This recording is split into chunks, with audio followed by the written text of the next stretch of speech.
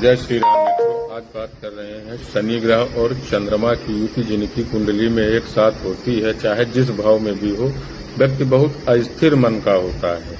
कोई भी कार्य करता है और उसमें उसका पूरा का पूरा 100% अपना दे नहीं पाता है, चित्त मतलब लगता नहीं है। तो उसका एक बहुत साधारण सा उपाय है, जिसका भी जिन भी व्यक्तियों का शनि चंद्र एक साथ हो, ऐसे व्यक्तियों की माता के पैर के घुटनों में समस्या अवश्य ही होगी। उनको पैरों की दिक्कत हो जाती है और ऐसा व्यक्ति चिड़चिड़ा भी बहुत होता है, थोड़ी थोड़ी बात में, छोटी से छोटी बात में चिड़चिड़ा जाता है। तो इसका एक साधारण सा उपाय है, आप फूड का दान करिए। किसको करिए?